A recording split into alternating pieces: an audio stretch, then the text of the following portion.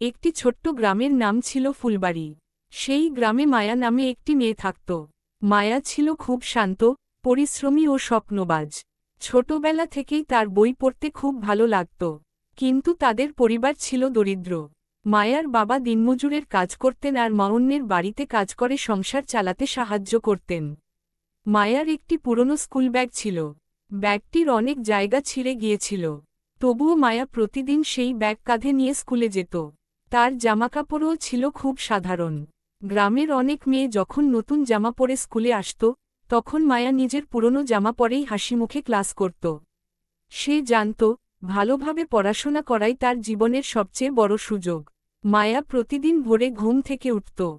প্রথমে সে মাকে ঘরের কাজে সাহায্য করত। তারপর পুকুর থেকে পানি এনে দিত এবং মায়ের সঙ্গে রান্নার কাজে হাত লাগাত। সব কাজ শেষ করে সে বইখাতা নিয়ে স্কুলের পথে বেরিয়ে পড়ত। স্কুলে মায়া ছিল সবার প্রিয়। সে পড়াশোনায় খুব মনোযোগী ছিল। বিশেষ করে বাংলা ও গণিত তার খুব ভালো লাগত। শিক্ষকরা তাকে অনেক ভালোবাসতেন। একদিন তার শিক্ষক বললেন, মায়া, তুমি যদি এভাবেই মন দিয়ে পড়াশোনা করো, তাহলে একদিন তুমি অনেক বড় কিছু করতে পারবে। শিক্ষকের কথা মায়ার মনে গভীরভাবে দাগ কাটল। সেদিন বাড়ি ফিরে সে মাকে বলল, মা, আমি বড় হয়ে একজন শিক্ষিকা হতে চাই। আমি গ্রামের সব গরিব ছেলে মেয়েকে পড়াব। মা মেয়ের মাথায় হাত রেখে বললেন, তুই মন দিয়ে পড়। অভাব আমাদের স্বপ্নকে থামাতে পারবে না। কিন্তু মায়ার পথ সবসময় সহজ ছিল না। এক বছর বর্ষাকালে তাদের বাড়ির চাল দিয়ে পানি পড়তে শুরু করল। বৃষ্টির পানিতে মায়ার অনেক বই ভিজে নষ্ট হয়ে গেল। সে খুব কষ্ট পেল। পরদিন স্কুলে যাওয়ার সময় তার চোখে পানি ছিল। শিক্ষক বিষয়টি জানতে পেরে মায়াকে কিছু পুরনো বই দিলেন। সহপাঠীরাও নিজেদের অতিরিক্ত খাতা ও কলম তার সঙ্গে ভাগ করে নিল। মায়া বুঝতে পারল, পৃথিবীতে ভালো মানুষ এখনও অনেক আছে। সে আবার নতুন করে পড়াশোনা শুরু করল। দিনের পর দিন মায়া কঠোর পরিশ্রম করতে লাগল। রাতে বিদ্যুৎ চলে গেলে সে কুপির আলোয় পড়াশোনা করত। কখনো কখনো ঘুমে তার চোখ বন্ধ হয়ে আসত। তবুও সে বই বন্ধ করত না। নিজের স্বপ্নের কথা মনে করে আবার পড়তে বসত। কয়েক মাস পর স্কুলে বৃত্তি পরীক্ষার ঘোষণা হল। মায়া পরীক্ষায় অংশ নিল। সে জানত, এই বৃত্তি পেলে তার পড়াশোনার খরচ অনেকটাই কমে যাবে। তাই সে আরও মন দিয়ে প্রস্তুতি নিতে লাগল। অবশেষে পরীক্ষার দিন এল। মায়া ভোরে উঠে মায়ের কাছ থেকে দোয়া নিয়ে পরীক্ষার কেন্দ্রে গেল। পরীক্ষা শেষ করে বাড়ি ফেরার সময় তার মনে নানা চিন্তা ঘুরছিল। সে জানত না ফলাফল কি হবে। তবুও সে নিজের সর্বোচ্চ চেষ্টা করেছিল। কয়েক সপ্তাহ পর স্কুলে ফলাফল প্রকাশ হল। প্রধান শিক্ষক সবার সামনে মায়ার নাম ঘোষণা করলেন। মায়া বৃত্তি পরীক্ষায় পুরো স্কুলের মধ্যে প্রথম হয়েছে।